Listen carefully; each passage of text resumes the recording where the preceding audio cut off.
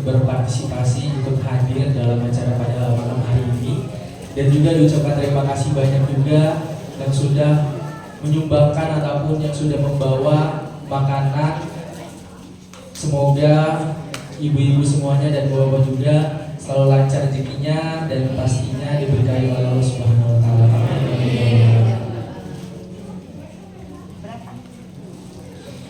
Bismillahirrahmanirrahim. Assalamualaikum warahmatullahi wabarakatuh.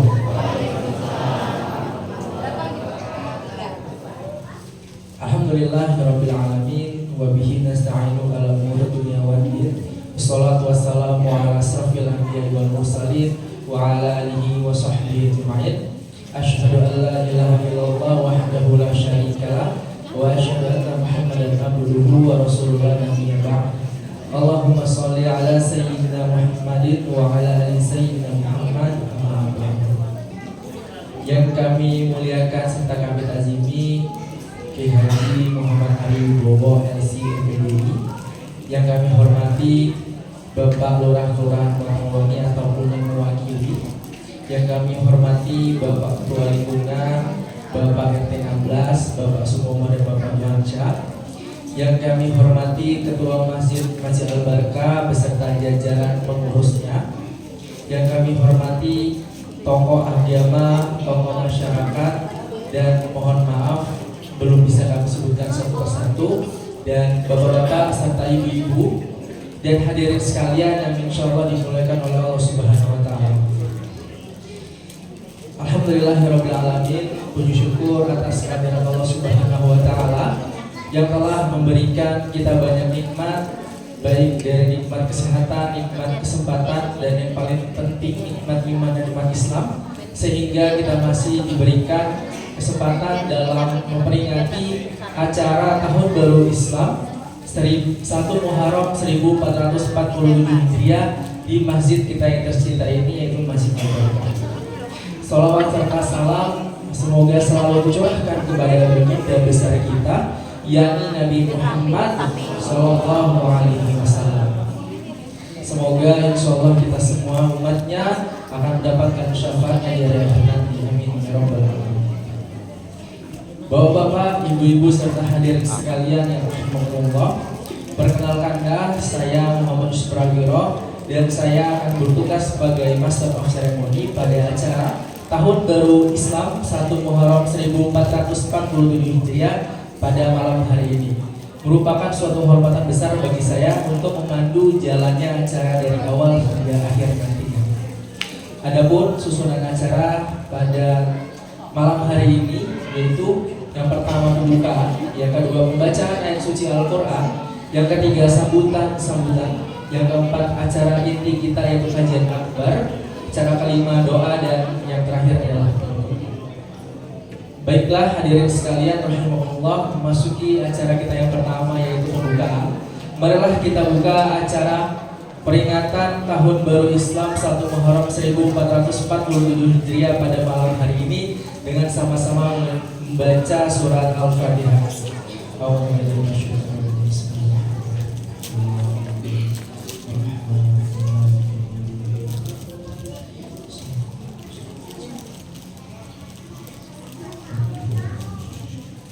Baiklah, acara selanjutnya adalah pembacaan ayat suci Al-Quran yang pada kesempatan kali ini akan dibacakan oleh saudara Abi.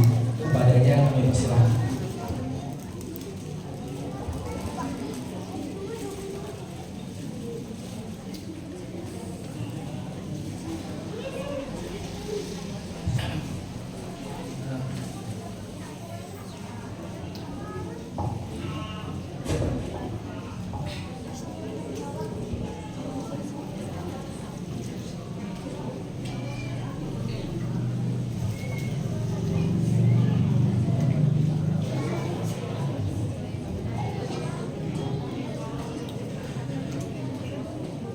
Assalamualaikum warahmatullahi wabarakatuh.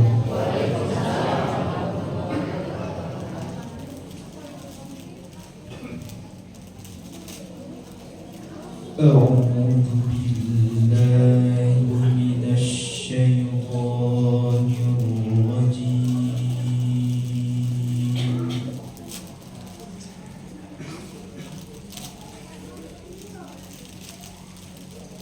Bismillahirrahmanirrahim. Inna iddatash syuhuri 'indallahi ithna asyara syahran fi kitabillah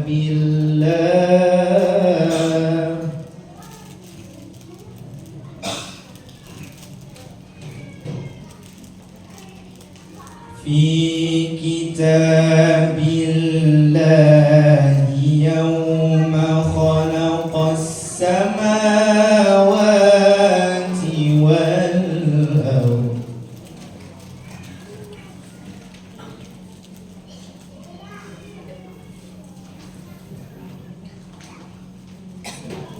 yawma khalaqas samawati wal arda minha arba'atun hurum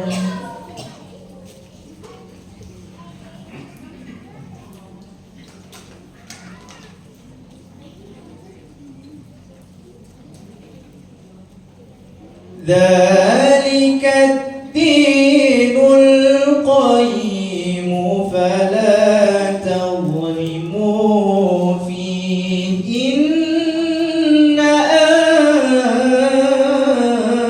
anfusakum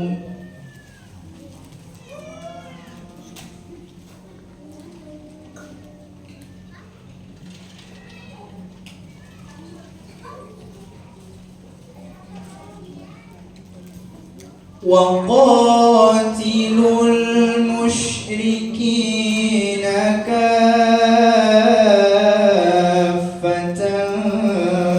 kama yuqatilunakum kaffah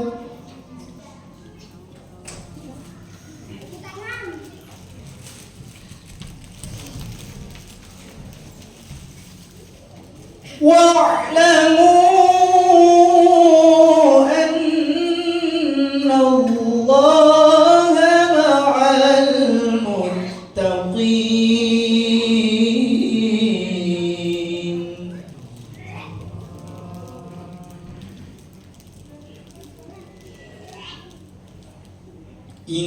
Innaman nasi'u ziyadatun fil kufri yudallu bihil ladzina kafaru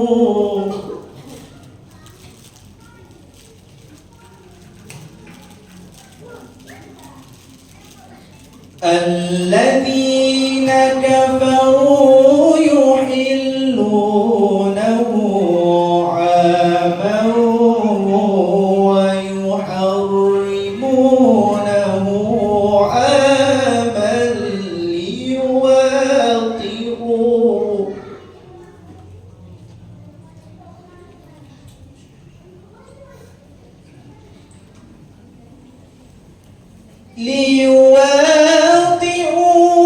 'iddata ma harrama Allahu fayuhillu ma harrama Allah.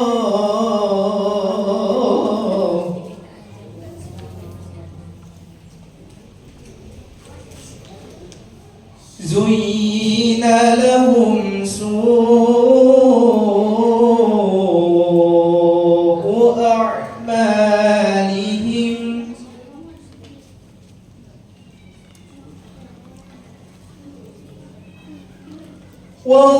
wallahu la yahdil qawmal kafirin.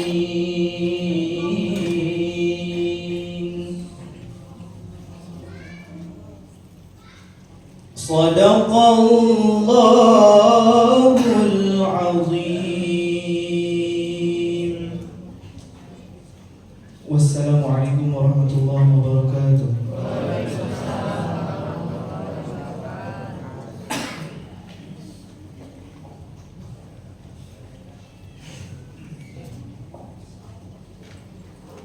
Sadaqallahul azim, sadaqallahul azim, sadaqallahul azim.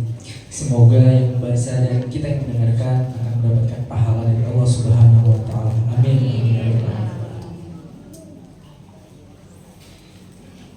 Baiklah, masuki acara selanjutnya yaitu sambutan-sambutan. Sambutan yang pertama yaitu dari perwakilan pengurus Masjid Al-Barakah yang pada kesempatan kali ini akan disampaikan oleh Bapak Khairul Sa.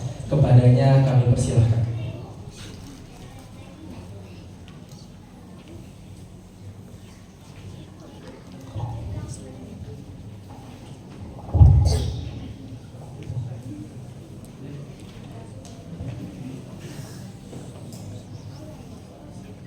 Assalamualaikum warahmatullahi wabarakatuh.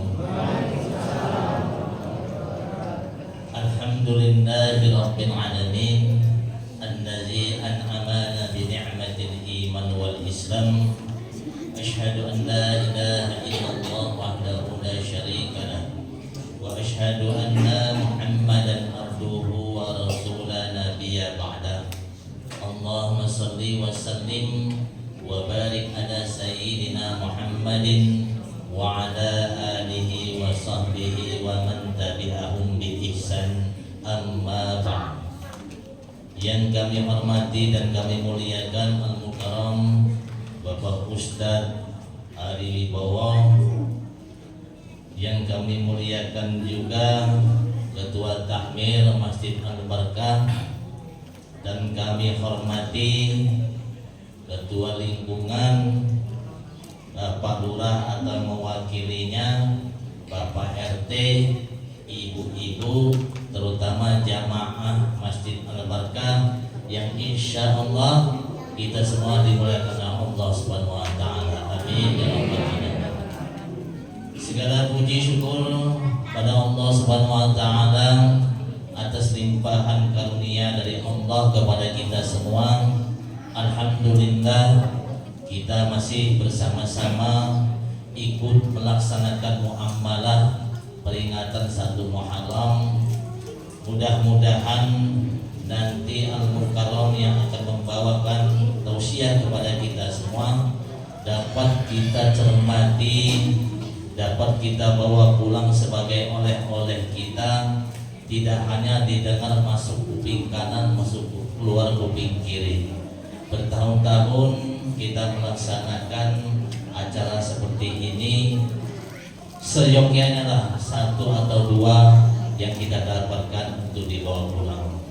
Salawat dan salam semoga tercurah pada Nabi kita, junjungan kita Nabi Muhammad SAW.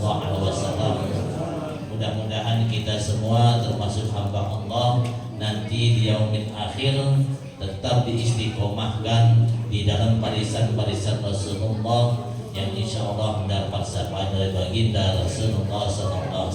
Amin ya rabbal alamin.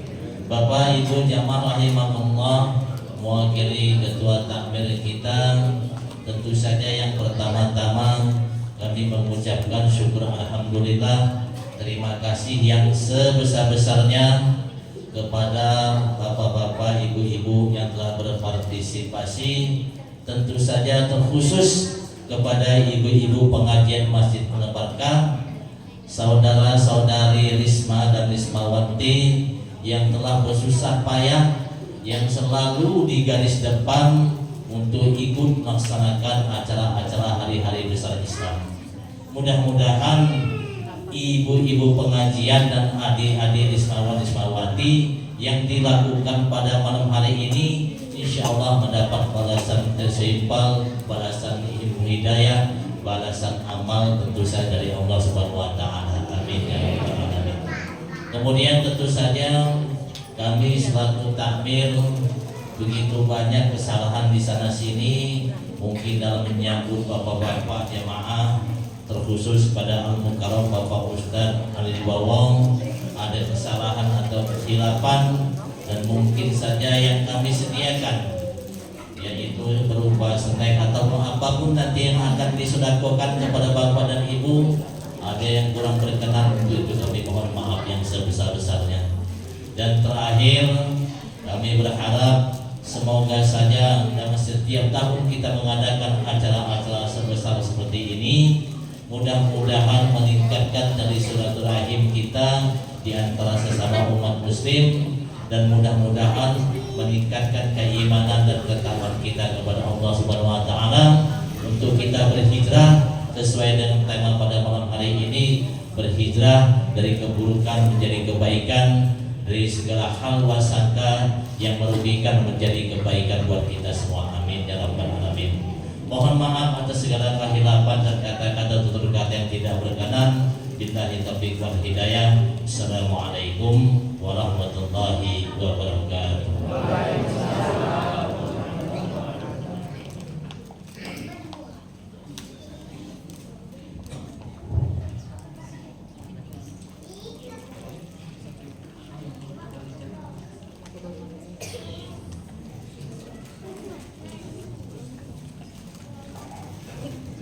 Baiklah, diucapkan terima kasih kepada Bapak Harusya atas sambutannya. Sambutan yang kedua yaitu sambutan dari Wali Kota Kota Bandar Lampung yang pada kesempatan kali ini akan diwakili oleh Bapak Kepala Lingkungan 2 yaitu Bapak R. Sempono. Kepadanya kami persilakan.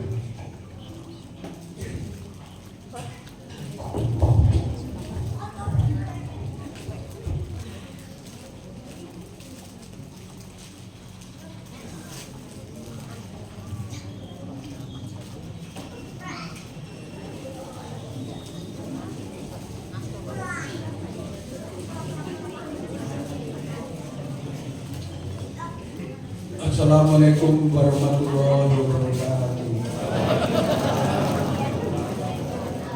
Terlebih dahulu kami menyampaikan bahwa Pak Lurah tidak bisa hadir di sini karena banyak kegiatan malam dia sekarang mengisi di masjid Baikul.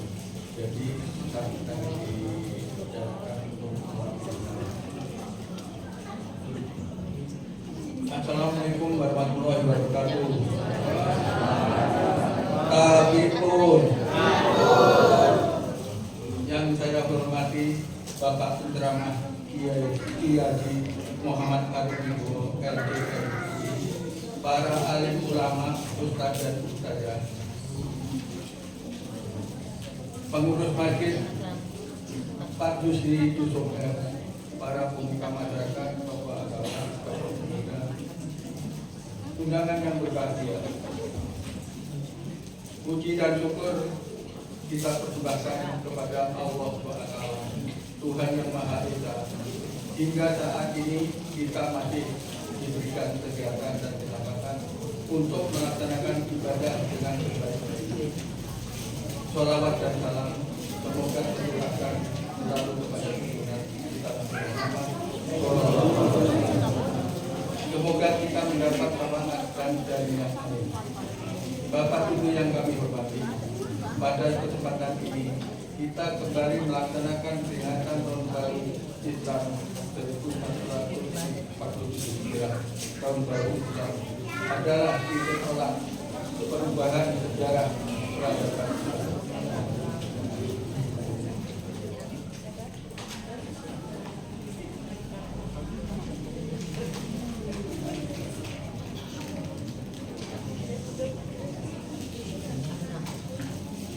Peristiwa ini diawali sejak Nabi Muhammad SAW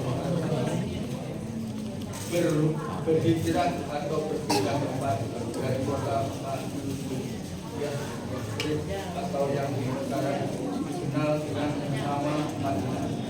Pada tahun ke-11 sejak Nabi Muhammad SAW diangkat sebagai Nabi, perjalanan yang ditempuh selama lebih kurang 16 hari melintasi padang pasir yang halus panas sejauh 497 km dengan hanya menghindari kota. Perpindahan dari kota ke kota Madinah tersebut bukan tanpa sebab. Ketika tekanan yang dialami Nabi Muhammad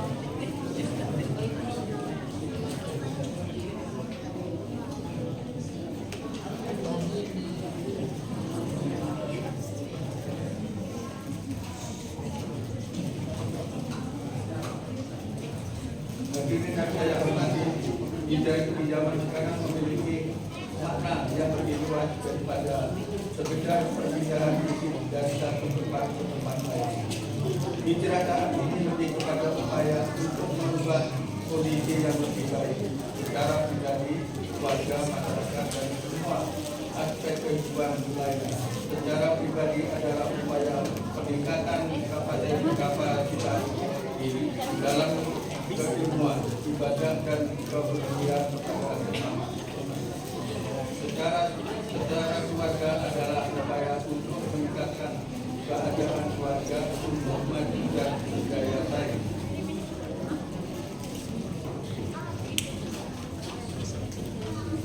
Baik dari segi ekonomi, pendidikan, dan keahlian anggota keluarga lainnya. Begitupun peningkatan keadaan masyarakat dari keberlangsungan menjadi masyarakat yang maju. Hadirin yang saya hormati, pemerintah Kota Bandar Lampung tahun ke tahun terus berupaya untuk meningkatkan kesejahteraan kehidupan masyarakat, khususnya peningkatan dalam pengamalan ajaran Islam itu. Program ibadah umroh bagi masyarakat, bantuan rumah ngaji,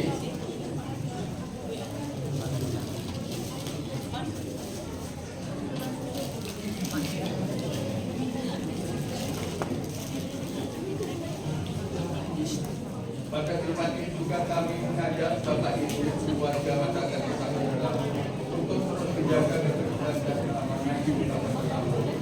Kita berdoa semoga Allah selalu menjaga kesatuan kesehatan kita sehingga di tahun baru kita beribadah dengan maksimal untuk menaik budaya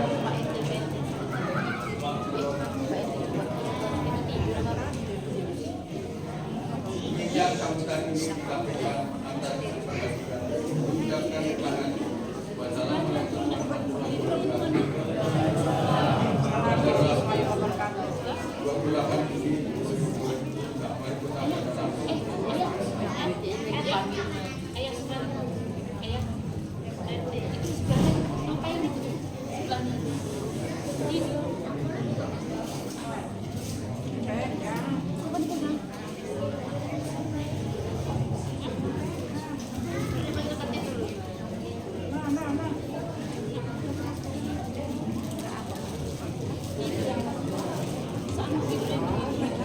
Baiklah, kami ucapkan terima kasih kepada Kepala Lingkungan atas sambutannya, dan juga kami ucapkan terima kasih kepada khususnya pemerintah Kota Bandar Lampung yang sudah mensupport sehingga suksesnya acara PHBI di semua masjid di Kota Bandar Lampung, khususnya di masjid kita tercinta di Masjid Al-Barkah. Baiklah, acara selanjutnya yaitu acara inti kita pada malam hari ini, yaitu acara kajian akbar memperingati Tahun Baru Islam 1 Muharram 1447 Hijriah yang akan diisi oleh Al-Mukarram Kiai Haji Muhammad Ali Wibowo LC MPD. Kepada Kiai Haji Ali Wibowo kami persilakan.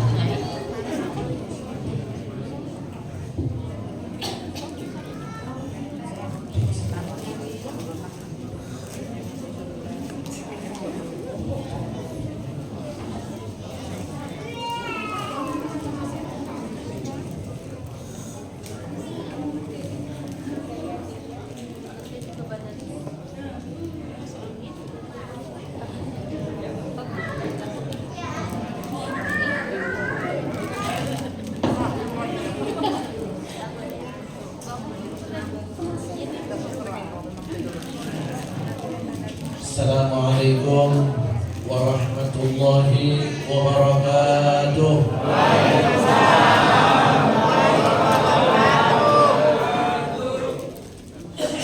Salam semangat, tapi lebih baik ada yang tidak bersuara. Buah durian, buah alpukat. Makan bersama famili dan kerabat. Yang jawab salam dengan semangat, semoga rezekinya berlipat-lipat. Amin. Assalamualaikum warahmatullahi wabarakatuh.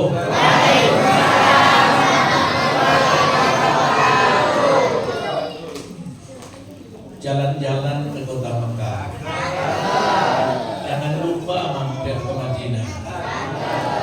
Malam ini kita berkumpul di Masjid Al-Barkah semoga kelak kita bisa berkumpul di surga yang indah. Lagi jadi ceramah. Alhamdulillah, wassalatu wassalamu ala Rasulillah wa ala alihi wa ashabihi wa man wala. Allahumma salli ala sayyidina Muhammad wa ala alihi wa ashabihi wa man salaka ala nahjihi ila yaumiddin, amma ba'du. Saya sebenarnya malu nih. Sudah tetangga tapi nggak pernah sowan ke sini. Mohon maaf. Tapi memang jadwalnya kadang-kadang bukan saya yang sok sibuk, Pak. Memang nggak tahu ya, Ari Wibowo ini di mana-mana ada. Tapi bukan artis masalahnya.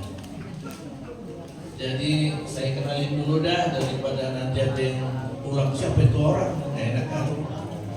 Saya tetangga di sini dekat kecamatan. Kemudian anak saya punya anak nih, jangan bilang saya belum punya anak. Anak saya 9, Bu. Alhamdulillah. Cucu saya juga 9.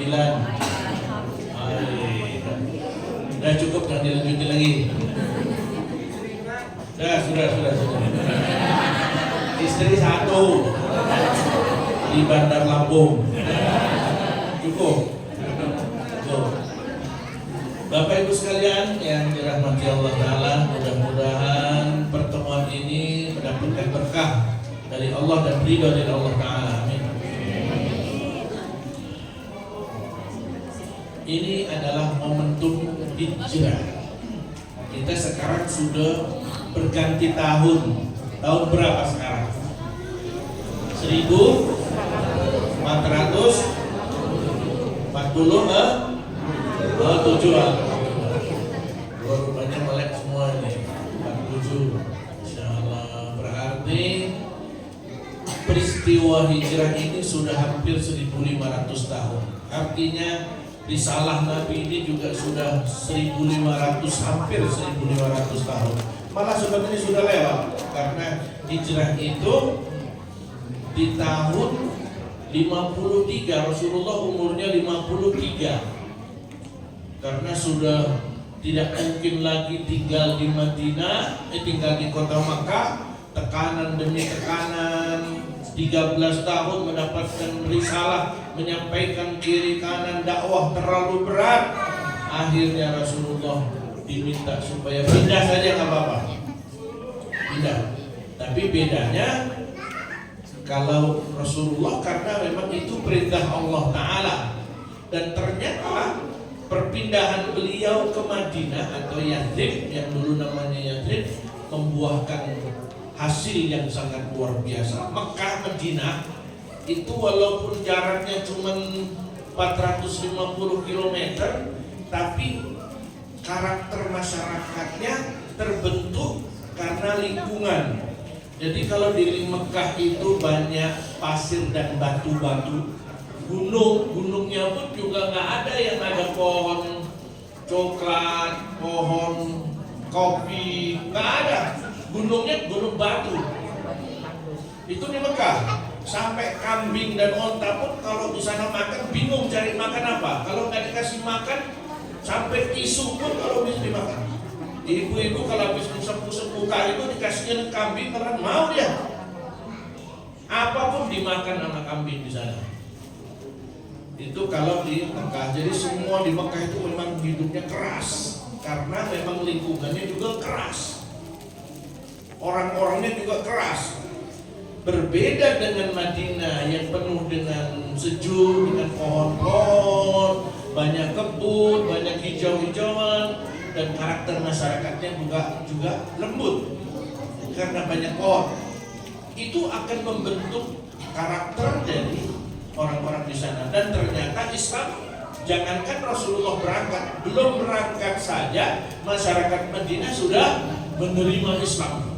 Jadi begitu Rasulullah tiba di sana itu sudah tadinya nol, umat Islam tidak ada sama sekali. Begitu Rasulullah baru sampai menginjakkan kota Madinah, sudah ribuan orang masuk Islam. Masya Allah. Itu gara-gara seorang duta Islam yang bernama Mus'ab bin Joko, Mus'ab bin Umair. Tidak ada cuma Joko di sana, apalagi ditambah kita nggak perlu minggu murah. Apakah itu namanya Mulyono? Terserah. Yang jelas Madinah sudah belum kedatangan Nabi itu sudah disambut dengan ribuan manusia. Padahal tadinya nggak ada sama sekali. Sambutannya ya Allah, langsung dibuat lagu pada itu.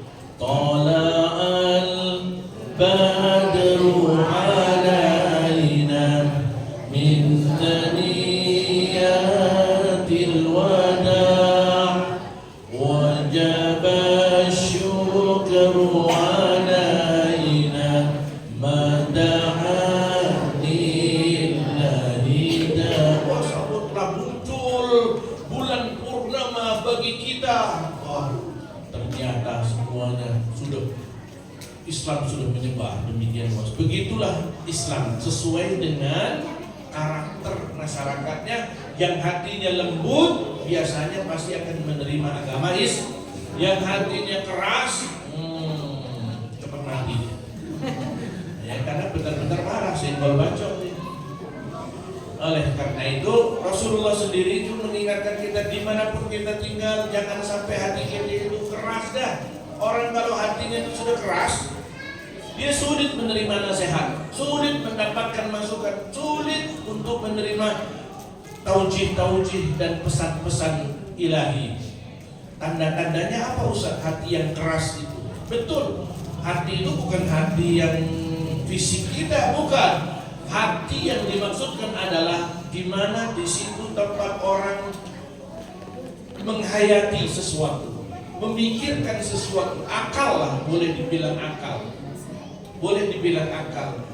Binatang gak punya akal, manusia punya akal. Itulah kelebihan manusia dibandingkan dengan binatang. Wajarlah kalau binatang itu tidak ada petugas rokib dan atid. Cobalah kucing itu kalau misalnya mencuri nggak akan dihisab oleh Allah. Cing, kenapa kau curi? Kucing kalau misalnya kawin dengan siapa aja, kak neneknya, ayunya, emaknya, tetangganya, nggak akan dimintai pertanggungjawaban karena memang tidak punya hak. Manusia tidak.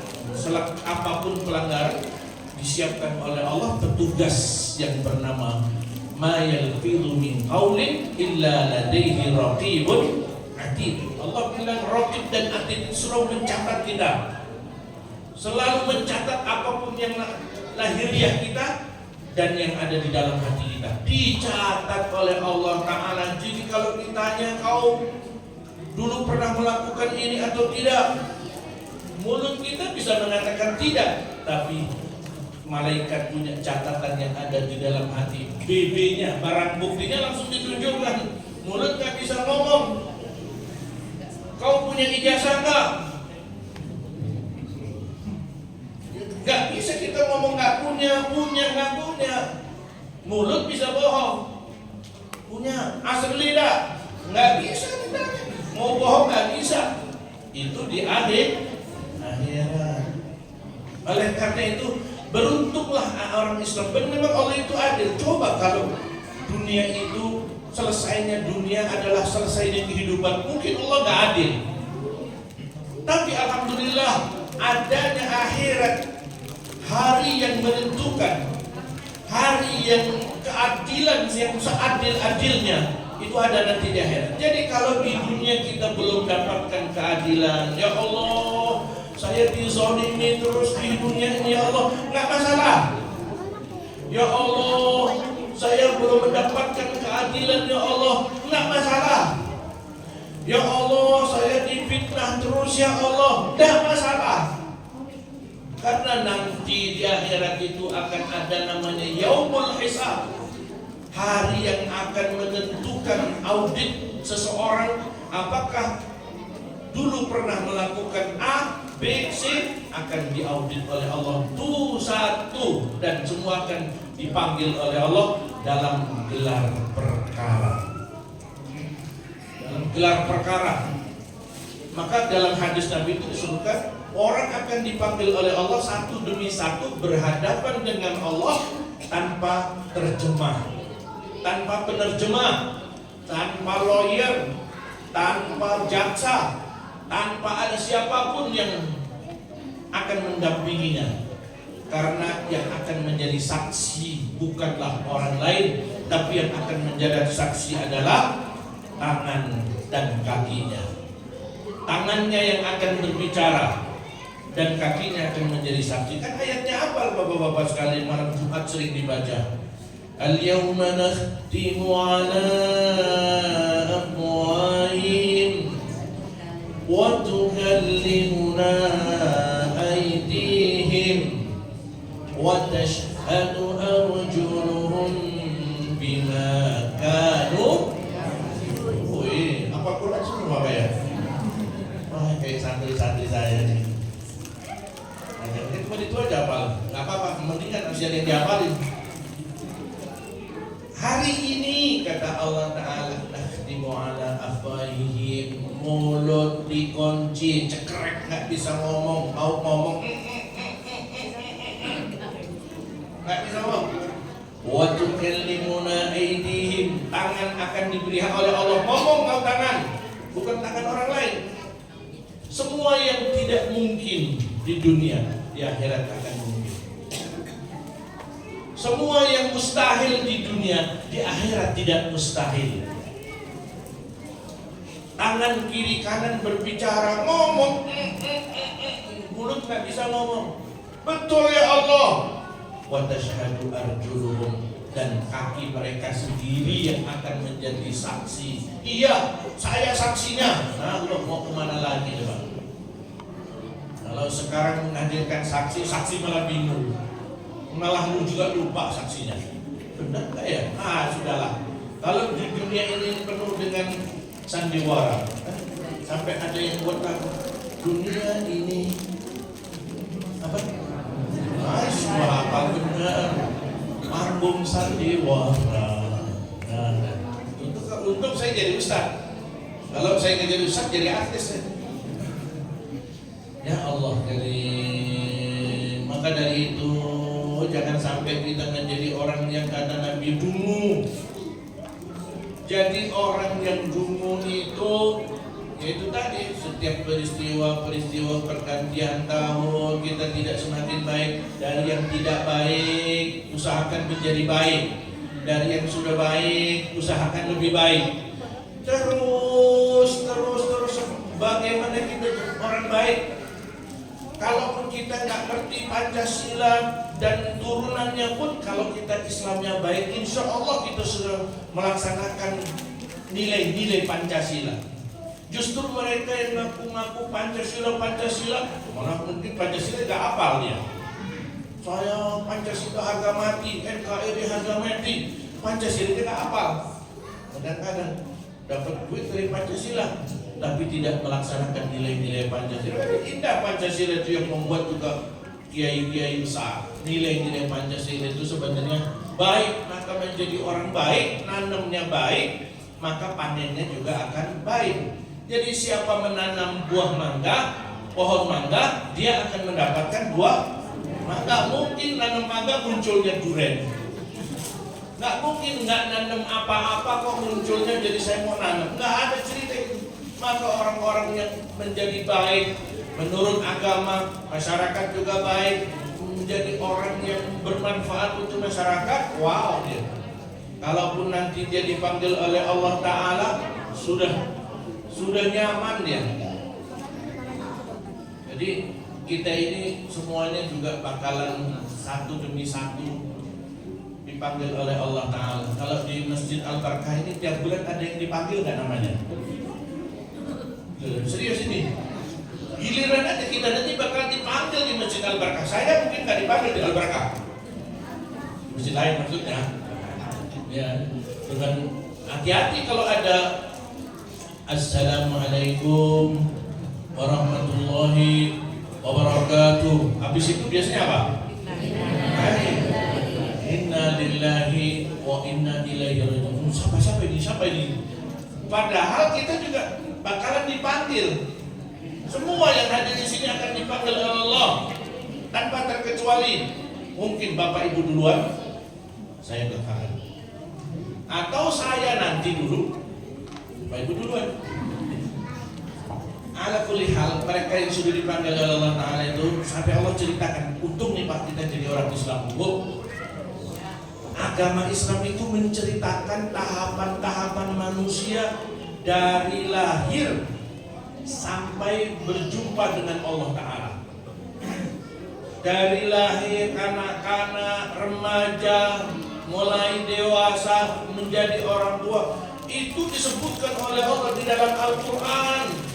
Bagaimana cara bermain, bagaimana cara bersikap, bagaimana cara berinteraksi, bagaimana cara beribadah, bagaimana kalau sudah menikah, bagaimana hubungan suami dan istri, bagaimana kalau sudah punya anak. Aturan itu ada semua di dalam Al-Quran. Bahkan sampai setelah mati pun, wow, rigid sekali itu, peristiwa demi peristiwa, padat sekali. Sehingga orang-orang yang na'udzubillah, jadi tanda-tandanya orang yang tidak baik itu, tandanya orang tidak baik itu adalah kata Nabi, mara'ahul muslimuna khair fahuwa khair. Kata Nabi, barang siapa yang dipandang dan disaksikan oleh orang lain di masyarakat itu baik, maka dia baik di sisi Allah. Dan barang siapa yang dipersepsikan orang lain itu tidak baik, maka dia tidak baik di sisi Allah. Maka dari itu kalau ada jenazah sebelum dimakamkan, ada upacara, biasanya ada seremoni. Bapak-bapak, saudara sekalian, apakah jemaah ini min ahlil khair? Oh, jawabannya Pak, khair. Apakah ini termasuk orang yang baik? Baik. Itu seremoni. Itu hanya biar apa ya, supaya kelihatan baik aja. Tapi sesungguhnya bukan itu. Tandanya begini, kalau disebut nama telah meninggal dunia dengan tenang, ya terserah, kadang nggak tenang juga. Kadang sudah kelepek-kelepek, telah meninggal dunia dengan tenang saudara kita Mukidi bin Mukidi. Nah, begitu disebut namanya, yang mendengar itu bilang, kalau yang mendengar itu bilang sedih, ya Allah, kenapa orang sebaik itu meninggal dunia? Ada suasana sedih di kalangan masyarakat, bela sungkawa di kalangan masyarakat, bukan dengan papan bunga papan atau tulisan-tulisan. Itu bukan, itu hanya tulisan. Tetapi yang ada di dalam hati masyarakat dan hanya malaikat Allah yang tahu. Allah yang tahu. Sedih, ya Allah, ada orang baik segitu kok meninggal, ya Allah.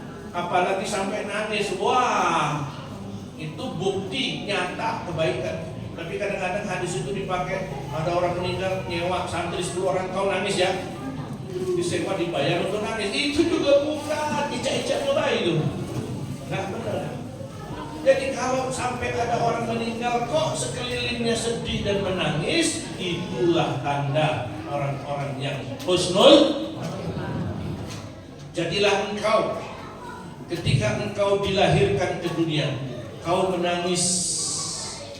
Memang ada orang lain menangis dan sekelilingmu tertawa. Coba kalau ibu lagi lahirin, keluarga nunggu, terdengar suara yang di luar, apa kira-kira? Nangis juga? Enggak Pak. Alhamdulillah, cukup. Padahal nggak tahu melahirnya susah banget ya Bu ya. Susah nggak Bu ya? Sakit nggak Bu? Sakit tiap tahun lahiran.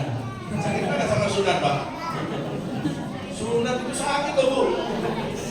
Dia cuma mau sekali seumur hidup. Iya. Kecuali yang mau di profil. Yang jelas jadilah engkau ketika engkau dilahirkan, kau menangis dan orang di sekelilingmu tertawa.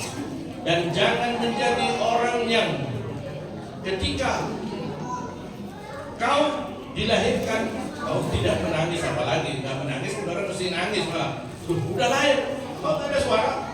Mesti terkejut semua. Jangan sampai ketika kau mati, dan jadilah kau ketika kau mati, kau tersenyum dan tertawa, sementara sekelilingmu menangis semuanya. Janganlah kau menjadi orang yang ketika meninggal kau nangis dan orang di sekelilingmu tertawa. Dipanggil telah meninggal dunia Mukidi bin Mukidi. Apa kata orang di sekeliling? Alhamdulillah, mampus loh. Ada yang potong ayam. Wah, ini mah belum apa-apa sudah alamat su'ul khotimah. Udah orang kalau sudah ketawa bersyukur ada dia orang mati, wah sudah dari awal sudah babak belur dia. Dari awal itu sudah sudah ketemu malaikat pertama ini, sudah begitu digantikan shiftnya malaikat berikutnya susah payah, maka mereka berontak kepada Allah Ta'ala, Rabbi akhirni ila ajalin qarib. Jadi ngajuin proposal itu nangis terus, begitu nyawa sudah lepas dari tubuh, ya Allah ditunda dong, jangan sekarang nantinya ya Allah. Orang yang meninggal dunia itu, orang yang mati itu begitu dibangkitkan oleh Allah di alam kubur, ini sebelum proses dibangkitkan, begitu dibangkitkan di alam kubur seperti orang bangun tidur. Dia tidak tahu apa yang sudah terjadi ketika proses kematian yang sedemikian panjang itu tadi. Begitu sudah dibangkitkan di alam kubur, dia bingung, dia kayak habis bangun tidur. Nah, jadi hati-hati. Kalau bangun tidur beneran masih ada jam dinding, masih ada kipas angin, aman. Begitu melek, udah nggak ada lagi jam dinding, kipas angin juga nggak ada. Nah itu berarti sudah di alam kubur itu. Ya, apalagi sudah remang-remang gelap gitu, rupanya mati lampu. Kata wah alam kubur nih, rupanya mati lampu. Tapi mati lampu kan kelihatan, masih di kasur. Alam kubur nggak ada kasur lagi. Jadi itulah proposal, ya Allah tundalah kematianku ini bentar aja ya Allah, bentar aja. Aku akan menjadi orang soleh, aku akan rajin bersedekah. Itu semua proposal, semua orang akan mengatakan begitu. Orang-orang yang su'ul khatimah pasti minta sama Allah, ya Allah ditunda dong sebentar aja ya Allah, tolong ya Allah. Tapi semua permintaan itu ditolak. Gak ada satupun yang dikabulkan oleh Allah. Jadi kalau bapak ibu ketemu sama orang di pasar udah mati kok ketemu di pasar, mungkin ada. Udah meninggal dunia dikubur, nah ketemu di pasar dia. Apa tandanya itu? Berarti bapak ibu yang kejadian seperti itu lupa minum obat. Serius, bukan kembali lagi. Enggak, itu harusnya itu jin. Enggak, bukan, jangan nyalahin jin. Jangan mengkambing hitamkan makhluk halus yang memang tidak bersalah. Itu berarti kita belum minum. Sama dengan ustadz-ustadz yang sok, kiai-kiai. Inilah momen kita tahun baru ini, nanti akan saya, ini baru pembukaan ini. Sampai jam 12 bangga? Bangga? Saya tak kuat lah. Itu cuma duduk ketawa ini kuat. Nah, kalau saya ngomong terus, udah habis minum lagi. Nah, sedikit, salaman. Ayo sampai malam. Jadi kalau ada ustadz-ustadz yang mengatakan, oh hati-hati, saya ke rumah saya itu tahun 95 sampai 2000 ini saya sering bermain masalah perizinan. Akhirnya saya kapok udah ngurusin orang aja daripada ngurusin jin. Ngurusin jin gak selesai-selesai. Yang rukyah tapi saya gak pengen ikut-ikut.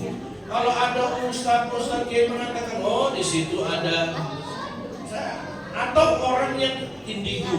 Orang bilang indigo itu kan orang yang punya kemampuan indera ada 5, 6, 7 lagi malah.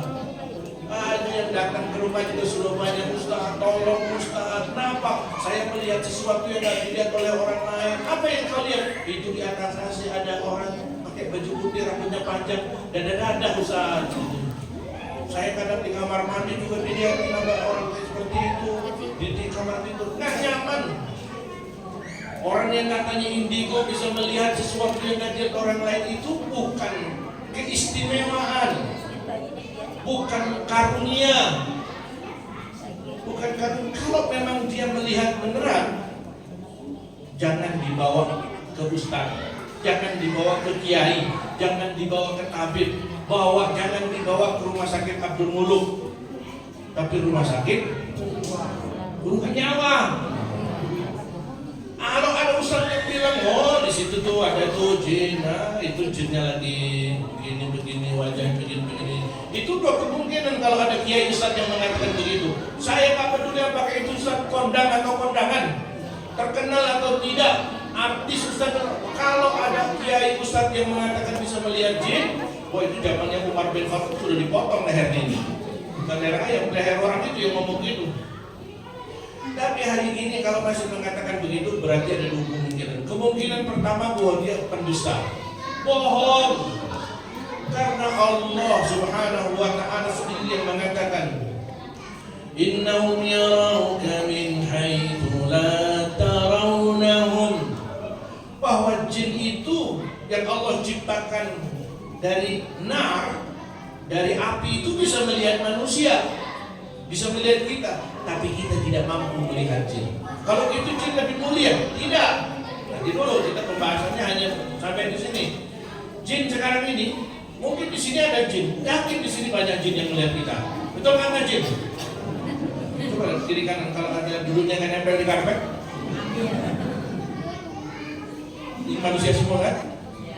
Enggak, memang jin itu ada yang soleh, dengerin ustaz ceramah. Kalau ada jin yang nggak dengerin yang main HP, jin nggak soleh. Jin loh Pak, Bu, dengerin ceramah lagi. Kalau ada yang main HP itu berarti bukan jin yang soleh. Kembali ke bahwa jin itu bisa melihat manusia, dan manusia udah dipastikan nggak bisa melihat jin. Bohong kalau ada manusia dan jin. Kalau dia mengatakan mampu melihat jin, ya berarti dia seorang penipu, tukang tipu, jangan dipercaya. Tukang tipu itu walaupun casingnya bagus, pakai sorban kayak ustaz ini, wah ini ustaz penipu juga. Enggak, kalau saya nggak nipu, kita kan tetangga, masa mau nipu sih Pak? Pakai jubah, sorbannya tebel, pakai mantra-mantra begini, kayak Samsudin Jadab, sekat sama pesulap merah, habis kan? Bohong semua ternyata itu. Yang dilakukan mantra, sholawat, baca ayat kursi, itu nipu semua, penipu itu sebenarnya. Ternyata dibuktikan oleh pesulap merah yang bukan ustaz, tukang tipu beneran dia. Nah, dia sebenarnya tukang tipu. Hati-hati Bapak Ibu kalau ada ustaz kiai paranormal, orang pinter apa itu? Oh itu, hati-hati. Oh di situ ada jin, oh di situ ada yang ngirim. Bohong. Itu hanya akal bulus, bukan akal tulus. Dia penipu. Siapa yang bilang penipu? Allah Subhanahu. Yang kedua, kalau Ustaz dia nggak nipu, Ustaz dia memang lihat beneran, Ustaz yakin, aku yakin demi Allah lihat beneran. Nah berarti dia kemungkinan kedua kayak yang tadi, dia lupa minum obat, atau segera dikirim ambulan, dibawa ke turun nyawa. Karena itu sebuah proses. Maka dari itu, ini momen kadang-kadang nih saya perlu ingatkan juga nih. Malam Muharram, malam tahun Hijriah, sebenarnya Hijriah itu perhitungan bulan. Hitungan tahun yang dihitung dengan perputaran bulan. Sementara Masehi yang Januari Februari itu hitungan tahun yang dengan menggunakan perhitungan matahari. Jadi bukan berarti Hijriah itu Islam, Masehi itu Nasrani. Bukan. Masehi, Hijriah itu hanya cara penanggalan saja. Mau menggunakan Masehi silahkan. Masehi juga lahirnya Isa al-Masih itu Nabi Isa juga Nabi yang diutus oleh Allah.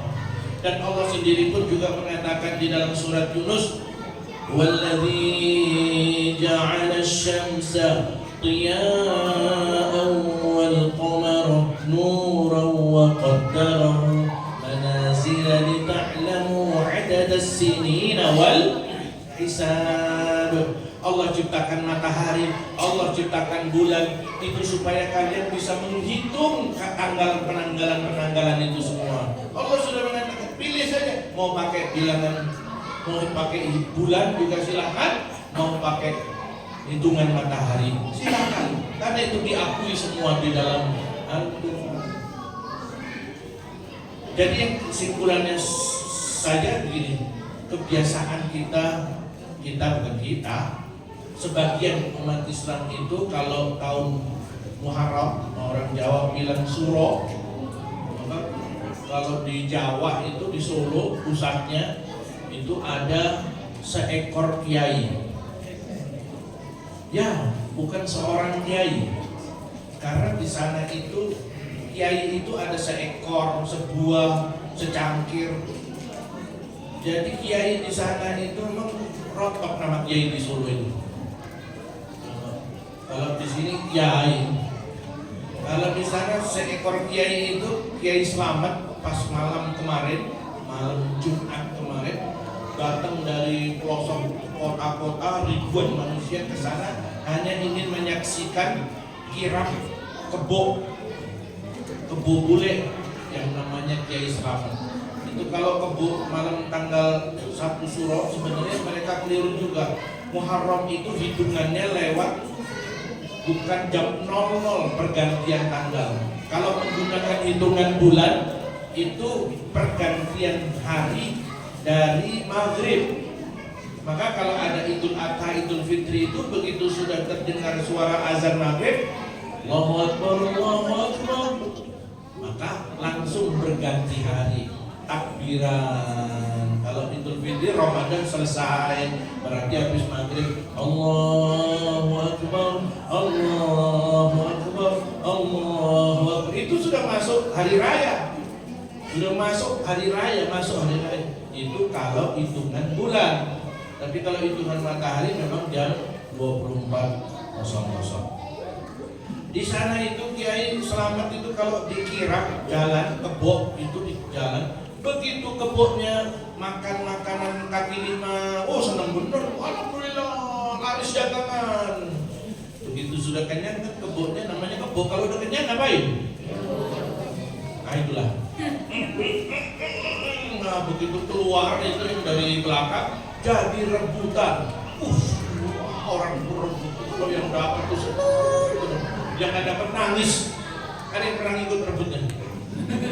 Nah, ampun ini ya Allah. Tapi itulah yang terjadi, mau diapain itu ribuan manusia. Kalau pengen pipis kebo itu dipakai rebutan juga itu. Untuk apa? Pokoknya untuk ya kenang-kenangan dan jimat. Ya Allah, lebih berharga kebo daripada manusia. Itulah yang terjadi. Itulah kalau Islamnya ya nggak mau ngaji, nggak mau belajar, akhirnya itu tadi menuhankan sesuatu yang sebenarnya bukan Tuhan, malah mengkeramatkan sesuatu yang tidak keramat, meminta sesuatu yang sebenarnya tidak layak untuk diminta karena memang tidak belajar. Alhamdulillah di sini sering kajian saya dengar tiap hari. Maksudnya sendiri ya. Yang mau belajar. Oleh karena itu masyarakat muslimin, jadi hati-hati malam tahun baru Hijriah kadang-kadang ngasah keris, mandiin keris. Waduh, sudahlah. Yang penting, nah ini jangan sampai kita melakukan hal-hal yang sifatnya keyakinan. Kalau tradisi mah boleh saja, tradisi apapun jangan sampai masuk ke dalam hati dan diyakini bahwa ada sesuatu sesuatu kekuatan yang di luar sana yang akan membuat orang menjadi hebat. Ini contoh nih. Salah satunya adalah santet, pelet, kemudian kirim apa itu hati-hati. Sebenarnya orang yang mengatakan tukang santet itu sampai hari ini masih ditantang. Memang terberani itu surat merah itu. Walaupun dia bukan ada yang bukan. Kalau ada tukang santet di Indonesia ataupun dimanapun juga, kalau yang tahu santet, ilmu santet, bisa nyantet, santetlah saya. Berani dia. Kalau bisa malah dikasih rumah. Kan kalau nyantet jangan pakai 1-2 biji paku, 5 kilo kayak gitu, biar bisa dijual. Jadi orang yang percaya itu naudzubillah, udah itu isapan jempol diisep-isep itu sebenarnya. Dan sampai hari ini nggak ada orang juga sanggup. Tapi itu kan di sana itu kan katanya konon, kata nenek moyang. Kalau santet itu ada, santet itu Netanyahu, Israel. Kalau santet itu di Indonesia ada, ngapain kita dijajah oleh bangsa Belanda berapa tahun? 250 tahun dijajah. Mana itu tukang santet? Kata tukang santet, nggak bisa itu JS. Ya, yang punya ilmu jarak jauh, tendangan jarak jauh, yang bisa daripada rudal itu semua, kagak guna itu kalau ada santet. Maka oleh karena itu, mari kita berpikir rasional. Islam sudah melarang jauh-jauh hari sebelumnya, kata Nabi SAW, sab'una alfan min ummati yadkhuluna al-jannata bighairi hisabin wala azab. Nabi mengatakan ada orang-orang istimewa nanti di hari kiamat dan di padang mahsyar. Itu Allah akan menseleksi orang-orang. Ada yang diaudit satu demi satu, tapi ada yang nggak diaudit oleh Allah, langsung dipisahkan dari orang-orang yang biasa. Jumlahnya 70.000 orang, dipikirkan, nggak usah dihisab, nggak usah diaudit, udah langsung aja dia punya kartu pas. Apa yang mereka lakukan? Jaminan kebahagiaan nanti kehidupan akhirat yang sudah pasti orang nggak bakal lelah untuk diaudit dan dihisab. Mereka berjumlah 70.000 orang. Banyak nggak kira-kira itu? Oh, 70.000 itu dari zaman Nabi sampai hari kiamat. Hitung aja. Ya Allah, dari siapakah mereka ya Rasulullah? Orang-orang tebak-tebakan. Jangan-jangan orang yang dari lahir sampai mati soleh terus. Nggak ada. Jangan orang yang nggak punya dosa. Nggak ada. Semua orang punya dosa. Kita semua punya dosa. Bapak ibu punya dosa. Ibu punya dosa. Berapa kali sehari dosa? Banyak, kita termasuk ustaz juga punya dosa. Ustaz, kiai, orang hebat itu, wow dia orang hebat, suci. Enggak. Bukan karena kehebatannya, orang-orang terkenal, orang-orang hebat, itu bukan karena dia hebat. Karena Allah Ta'ala tutupi aib dan kekurangannya. Karena Allah tutupi kesalahan kita. Jadi kita orang hebat. Tapi kalau Allah buka, yang aku hebat siapa? Dibuka sama Allah satu aja, nyungsep dia. Nggak usah dibongkar-bongkar dokumennya lah. Dibongkar oleh Allah satu aja, nyungsep ini. Oleh karena itu 70.000 orang ini, ya kalaupun kita bukan termasuk 70.000, paling tidak kita menjadi orang-orang yang dekat dengan 70.000 orang ini. Mereka adalah humul ladina, kata Nabi, hadisnya sahih, humul ladina la yastarqun, la yarquna wa la yastarquna wa la yatatayyaruna wa la yaktahuna wa ala rabbihim yatawakkaluna. Intinya adalah orang-orang yang tidak meyakini keyakinan kepercayaan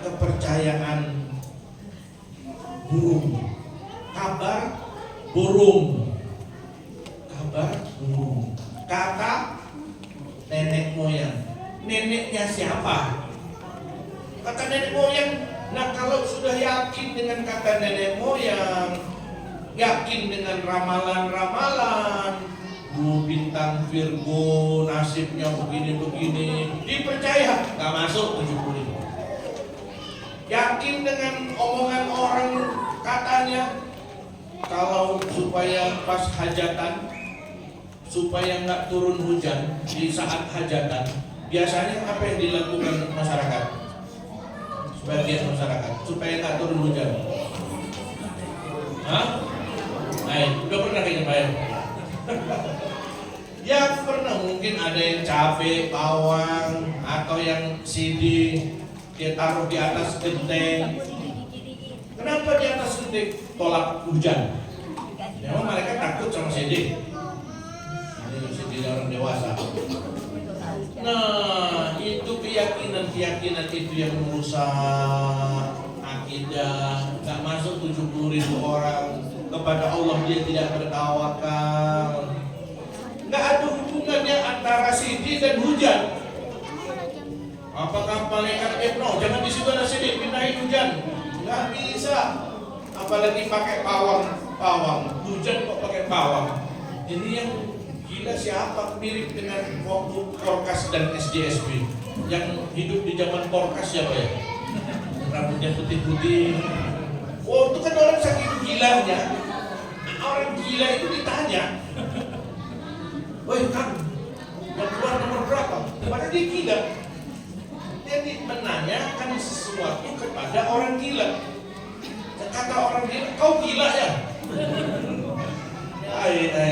Kau gila ya? Gua orang gila masih ditanya. Berarti lebih gila yang nanya. Ya Allah. Menanyakan sesuatu pada orang yang sebenarnya tidak layak untuk ditanya.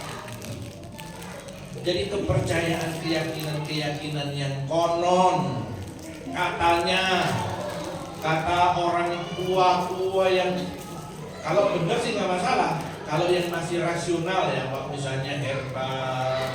Tapi ini kan mitos. Kepercayaan kalau ada kupu-kupu di rumah, biasanya ada apa? Nggak bakal masuk 70.000 orang ini. Yakin di rumah bakal ada tamu, ada kupu-kupu. Yang percaya sama itu lewat nama dia di 70.000 orang ini pasti dicoret. Maka dari itu kalau ada kupu-kupu di rumah, biarin aja. Apa diurusin? Nggak usah dihubung-hubungkan. Ada tamu, nggak ada tamu. Ya kupu-kupu itulah tamunya. Jadi jangan seperti ini juga begitu kalau bapak-bapak yang driver itu. Kalau lagi nyopir masuk ke jembatan di hutan misalnya, apa itu? Klakson. Maksudnya apa? Mbah permisi mbah ya. Nggak masuk 70.000 orang ini. Sebenarnya klakson nggak apa-apa. Mau di jembatan, nggak ada jembatan, di tikungan, di gunung, di laut, di air, silakan. Tapi jangan disertai dengan keyakinan bahwa di situ ada yang nunggu, minta izin dulu, Mbah. Wa'alallahi yatawakkalun. Mereka ini bukan orang-orang yang bertawakal sama Allah. Tawakallah sama Allah Ta'ala. Jangan sampai keyakinan kita itu tercemar dengan hal-hal yang seperti itu. Jadi menghilangkan virus akidah namanya. Karena memang di Indonesia ini khususnya dulu adalah keyakinan animisme, Hinduisme, keyakinan masih melekat. Maka kadang-kadang ya itulah yang terjadi. Allah sendiri itu sudah bilang menciptakan makhluk itu malaikat, jin, manusia, binatang. Nah, Allah tidak menciptakan yang lain-lainnya, tapi kadang-kadang kita masih percaya sama tuyul. Tuyul itu rambutnya gondrong apa? Nah, itu mereka yang ya ampun, tuyul. Jadi situ orang botak dibilang tuyul. Tuyul itu kerjaannya suruh nyari duit. Enggak, itu bohong, enggak ada tuyul-tuyul itu. kiai-kiai yang bilang mau siapapun juga, saya yang pertama kali membantah kiai dia punya, karena memang usaha ini susah, usaha ternak ayam bangkrut, ganti ke ternak kambing nggak sukses, ternak sapi juga hilang, akhirnya ternak jin dia. Ternak jin, dia punya pasukan jin. Saya ada pasukan jin siap dikirim. Itu juga tukang kibul itu. Bohong kiai yang mengatakan saya ada pasukan jin siap dikirim. Kirim aja ke Palestina. Daripada ngirim pasukan yang nggak jelas, kirim rudal-rudal yang kadang lewat, kirim aja jin ke sana. Semuanya bohong. Jin kok disuruh? Itu kan zaman Nabi Sulaiman bisa. Itu kan Nabi Sulaiman. Dan itu pun zaman Nabi Sulaiman. Itu juga Nabi Sulaiman. Nah kita ini Nabi siapa? Itulah kadang-kadang kita ini sering tertipu dan ditipu oleh orang-orang yang memang punya keinginan-keinginan tertentu duniawi supaya bisa menipu orang. Penipu itu sebenarnya orang-orang yang melakukan terapi-terapi dengan atraksi-atraksi, dengan sholawat dan bacaan Quran, melihat jin, itu penipu semua. Pukulan jarak jauh yang dilakukan oleh kiai, pukulan jarak jauh itu juga tukang tipu, sampai pesulap merah menantang mereka tapi harus di depan notaris, lalu pukul aja saya dari jarak jauh kalau bisa. Ya nggak bisa. Ya, tapi itu bohongan semua, bohong semuanya. Jadi janganlah menggunakan sesuatu yang bohong tapi untuk menipu masyarakat, menipu umat. Dan akhirnya kan begitu. Setan itu jadi banyak jumlahnya. Ada tuyul, ada mak lampir, ada suster ngesot lagi. Itulah susah kalau suster ngesot. Paling susah kalau kasihan dia nyebrang. Bisa nyebrang banyak jalannya susah. Tapi memang itu setan-setan karena masyarakatnya terpola dengan setan-setan yang jelek-jelek itu. Itu setan di Indonesia. Mirip dengan warganya kan. Coba di baunya setan itu baunya gimana tuh? Kalau setan di Indonesia itu kan mukanya jelek, tinggalnya di semak belukar dan pohon. Kemudian makanannya juga yang jijik-jijik, baunya busuk, wajahnya tak keruan. Itu nggak tahu dekat dengan warganya kali ya. Coba kalau lihat setan itu suruh pindah, kau jangan tinggal di sini, tinggal di Eropa, di luar negeri sana. Setan di Eropa itu wajahnya, dan pakaiannya jas, nggak ngesot-ngesot ya. Tinggalnya di hotel kamar berapa? 13-14. Nah, jadi kalau ketemu setan suruh pindah aja, jangan di Indonesia, kau jadi miskin nanti. Ya, itulah, jangan, sehingga setan itu sebenarnya Allah menciptakan jin. Setan itu adalah sifat dia sebenarnya. Sifat dia. Ya, alladzi yuwaswisu fi sudurin nas minal jinnati wan nas. Jadi setan itu bisa dalam bentuk manusia dan bisa dalam bentuk jin. Jadi setan itu kalau manusia juga bisa disebut dengan setan dan jin juga bisa disebut dengan setan. Ketika manusia itu sudah banyak melanggar aturan Allah, bahkan mengajak ke neraka, setan dia. Jin juga begitu, yang melanggar aturan Allah dan mengajak orang supaya udah ke neraka aja. Udah kalau ada subuh-subuh bangun, gak usah bangun lah, enak. Memang kadang-kadang enak nyaman di rumah, tapi diajak sama setan. Kalau ada orang ngajak gak usah subuhan, oh itu setan juga. Di sini subuhan saya dengar-dengar padat ya. Berapa sah di sini? Masya Allah, banyak kan. Tapi yang mudah-mudahan lah.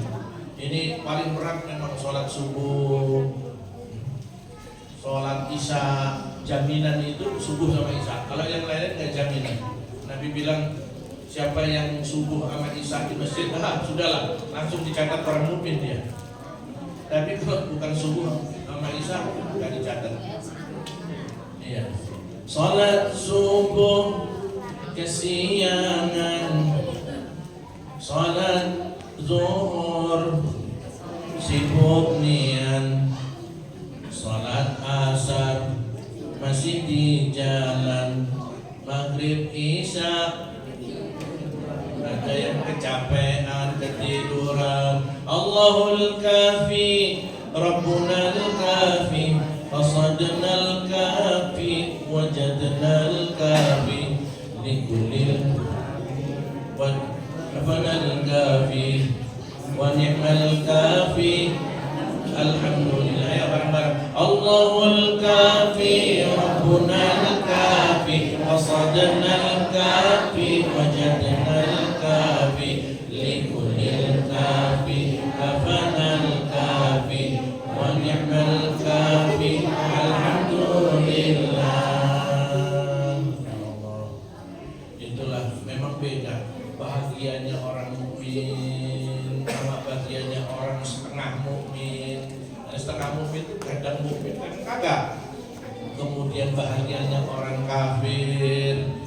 Orang mukmin itu di dunia sudah bahagia. Kalau orang kafir di dunia mencari bahagia, tapi belum ketemu karena bahagia itu adanya di dalam hati. Maka kata ulama-ulama betul bahwa man lam yadkhul jannatad dunya, siapa yang belum merasakan surga dunia, dia tidak bisa merasakan surga akhirat. Berat surga akhirat. Siapa yang belum bahagia di dunia, dia belum bahagia di akhirat. Jadi bagaimana caranya kita bahagia? Maka di dunia kita harus bahagia. Siapapun presidennya, udahlah. Berat kalau kita mikirin politik yang tinggi-tinggi itu. Berat kita. Tapi bagaimana cara kita bahagia? Kita sendiri yang menentukan. Jadi bahagia itu, ya Allah Karim, nggak mungkin diukur dengan jabatan. Kalau jabatan itu adalah alat untuk bahagia, maka para pejabat-pejabat itu bahagia. Betulkah pejabat itu bahagia? Buktinya setelah pensiun, mukanya jadi cacat gitu kan, bukan mana-mana, pikiran banyak, stres kadang-kadang. Buktinya pejabat-pejabat itu kalau bahagia, kenapa ada paket, kadang stok, jangan sering ada paket-paket. Siapa tuh paket dari KPK kan nggak enak, susah nggak bisa tidur. Kalau jabatan itu adalah alat bahagia, maka para pejabat-pejabat itulah yang paling bahagia. Tapi betulkah pejabat itu sudah bahagia? Belum tentu. Kalau kekayaan itu adalah alat untuk bahagia, berarti orang-orang kaya konglomerat itu bahagia. Sudahkah konglomerat itu bahagia? Kalau popularitas itu menjadi alat untuk memperoleh kebahagiaan, berarti para artis-artis itu udah bahagia semua. Gak mungkin mereka kawin cerai. Karena memang tidak ada bahagia. Mendingan bapak ibu ini gak jadi artis. Mau ke pasar tempel bisa. Coba Raffi Ahmad ke pasar tempel, gak bisa dia. Baru nyampe sini aja udah dirubung sama mama. Mau ke MBK nggak bisa kayak Raffi Ahmad itu. Belum nyampe masuk udah dirubung, nggak bisa. Mau ke sini nggak bisa. Dipoto sana, foto sini, mau makan foto, patah foto. Enggak, coba kalau ibu-ibu ke MBK, siapa yang mau foto? Rugi foto malah. Nggak susah-susah kemana-mana, enak nikmat aja. Itu milik dengan orang kaya. Itu saya punya jamaah yang dia bilang, Ustaz dulu saya waktu di kampung orang miskin, dia bilang dia punya di WH, saya nggak sebutin namanya, ada masih sering ketemu. Wah rumahnya itu kayak istana, cari rumah yang terhebat, megah, sekian hektar di WH. Oh kayak istana putih itu. Terus dulu saya di kampung itu sering amal kebo Ustaz. Saya mikir ya Allah enak ya jadi orang kaya itu Ustaz. Apa-apa bisa. Pokoknya kemana-mana bisa, makan apa-apa enak. Dulu saat saya itu nggak punya apa-apa, kepingin makan apa-apa, tapi nggak bisa apa-apa. Sekarang Ustaz, saya sudah punya apa-apa, tapi nggak bisa makan apa-apa. Iya kan nggak boleh. Sekarang bisa, punya apa-apa tapi nggak bisa makan apa-apa. Mau makan daging kambing takut, jangan, darah tinggi. Mau makan ini kolesterol, makan itu asam urat, ini jantung, gitu ya. Coba lihat orang prasmanan itu ya. Orang prasmanan, orang kaya sama orang miskin. Orang kaya kalau masuk makan prasmanan itu ngambil piring, ada nasi, diambil nggak nasi? Enggak nasi, nasi banyak gula, diambil. Ada sate, diambil nggak sate? Enggak orang kaya. Ada orang kaya di sini. Ada daging, enggak juga kolesterol. Ada telur, enggak. Paling ujung-ujungnya yang diambil itu jeruk sama sayur itu aja. Udah. Itu orang kaya itu, udah prasmanan. Tapi coba orang miskin, ada nasi, ambil nggak? Oh, segunung dia. Ada daging, diambil nggak daging? Sate, ikan, telur, penuh itu piring. Miskin itu. Tapi jangan terus gengsi-gengsian, jaim-jaiman. Biar jangan orang kaya nggak usah ngambil. Kenapa kok ngambil? Takut nanti bilang orang miskin. Akhirnya kelaparan dia. Jadi jangan, udahlah, kita hidup apa adanya saja. Insya Allah bahagia itu luar biasa. Orang yang kaya itu kalau melihat orang miskin makan itu, oh ngiri bu. Orang miskin kalau melihat orang kaya makan ngiri. Makanan banyak tapi nggak ada yang disentuh. Orang kaya itu kalau melihat, dia bilang, saya melihat orang di tengah sawah, petani lagi makan, petani makan itu kan nasinya banyak itu, makannya lahap, padahal dia teropong, dia cuma ada hijau-hijau sama merah-merah, hijau-hijau putih, apa itu, sayuran, merah-merah, sambal, coklatnya sedikit, ikan asin itu, makannya bukan pakai 3 jari, 5 itu dipakai semua tuh. Waduh, enak dia makan.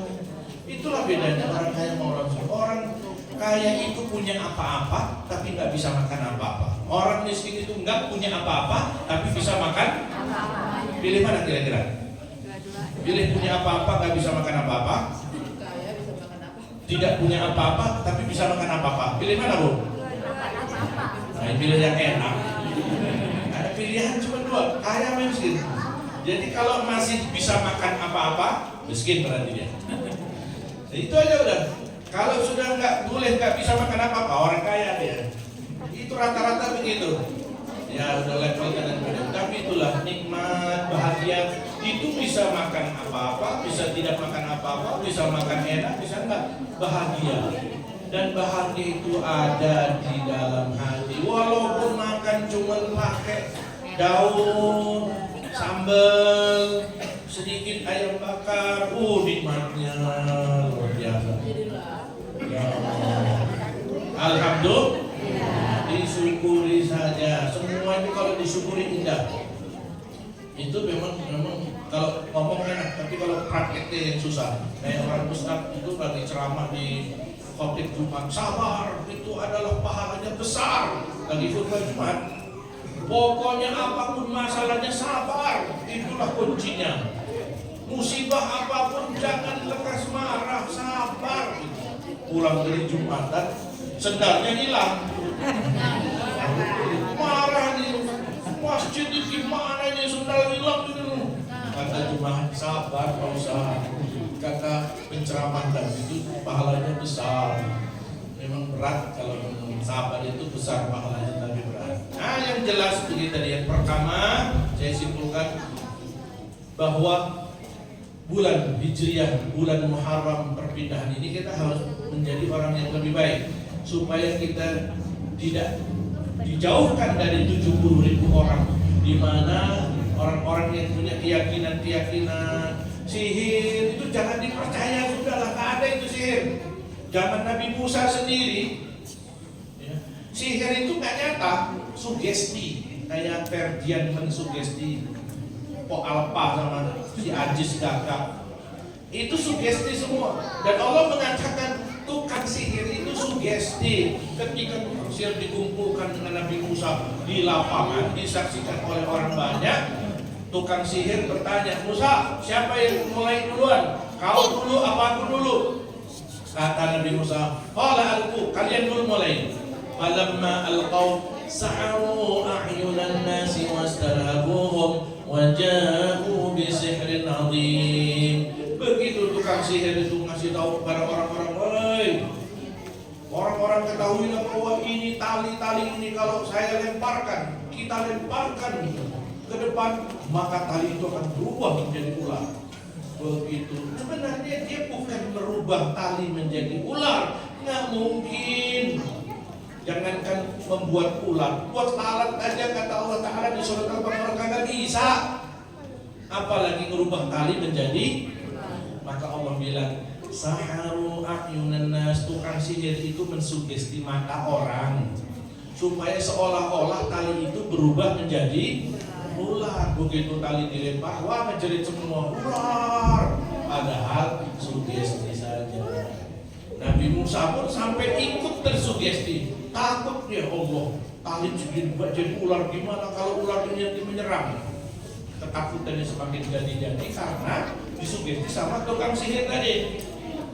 Akhirnya Allah Ta'ala wa'auha, Allah memberikan wahyu, udah lemparin tongkatmu, ganti.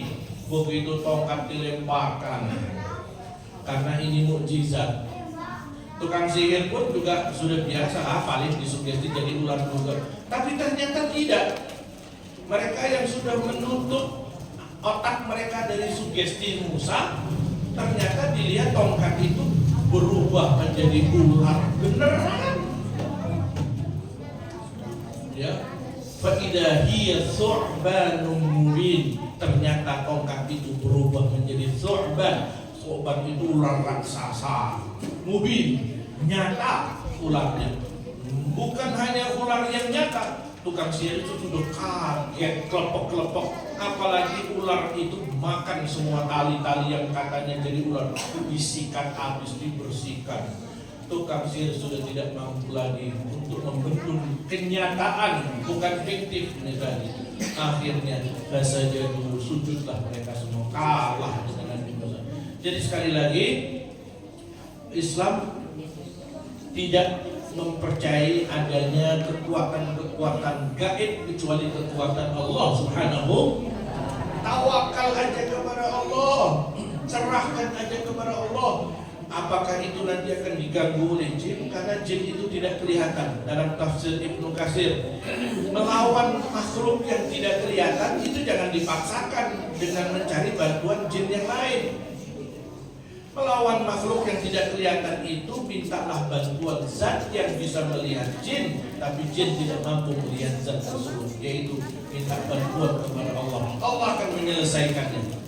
Tapi kalau minta bantuan kepada orang, ya dia melihat kita, kita tidak melihat dia. Oleh karena itu kita kuatkan kembali keyakinan akidah kita bersihkan lagi akidah kita dari virus-virus akidah, dari syirik-syirik, dari kepercayaan, dari konon dan katanya, dari kata nenek moyang, dan dari mitos-mitos yang tidak jelas itu semua. Sehingga kita nanti berjumpa dengan Allah dengan akidah yang baik, dan semua amal kita diterima oleh Allah Subhanahu wa Ta'ala. Mudah-mudahan sedikit ini bermanfaat. Billahi taufiq wal hidayah, wallahu muwaffiq ila aqwamit thoriq. Wassalamualaikum warahmatullahi wabarakatuh. Baik, kita doa bersama, mudah-mudahan Allah meridhai, Allah berkahi, Allah kabulkan permintaan kita, Allah kabulkan hajat-hajat kita, Allah sembuhkan penyakit-penyakit di kita dan keluarga kita. Ala hadiniyah al-Fatihah. A'udzubillahi minasyaitonir rajim. Bismillahirrahmanirrahim. Alhamdulillahi rabbil alamin, arrahmanir rahim, maliki yaumiddin. Iyyaka na'budu wa iyyaka nasta'in. Ihdinas siratal mustaqim, siratal ladzina an'amta 'alaihim ghairil maghdubi 'alaihim waladdallin. Amin. A'udzubillahi minasyaitonir rajim. Bismillahirrahmanirrahim. Allahumma shalli 'ala sayyidina Muhammadin salatan tunjina biha min jami'il ahwali wal afat, وتقضي لنا بها جميع الحاجات، وتطهرنا بها من جميع السيئات، وترفعنا بها عندك على الدرجات، وتبلغنا بها أقصى الغايات من جميع الخيرات في الحياة وبعد الممات. اللهم تقبل منا إنك antas samiul alim. Ya Allah ya Aziz ya Rahman, ampunkanlah segala dosa-dosa kami, ampunilah dosa kedua orang tua kami, sayangilah mereka ya Allah, masukkanlah mereka ke dalam surga-Mu ya Allah. Ya Aziz ya Rahman ya Rahim, berkahilah hidup kami, keluarga kami, harta kami.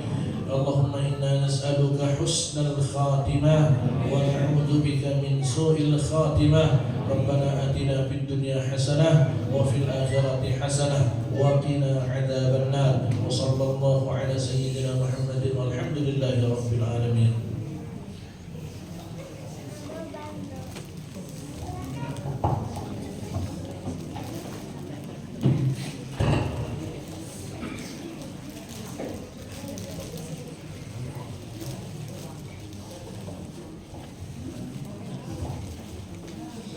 Masya Allah, telah kita dengarkan dan kita saksikan bersama tausiah dari Yang Mukarram Kiai Haji Muhammad Ridho.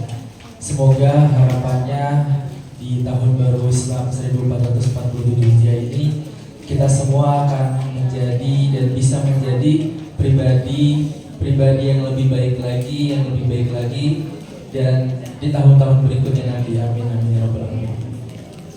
Baiklah Bapak-bapak, Ibu-ibu serta hadirin sekalian rahimahullah. Tak terasa kita sudah memasuki di penghujung acara, yaitu penutup. Marilah kita tutup acara peringatan Tahun Baru Islam 1 Muharram 1447 Hijriah pada malam hari ini dengan sama-sama mengucapkan lafaz hamdalah. Alhamdulillah. Baiklah, saya selaku Master of Ceremony mohon maaf apabila terdapat kesalahan kata ataupun perbuatan, dan pada Allah marilah kita sama-sama mohon ampun.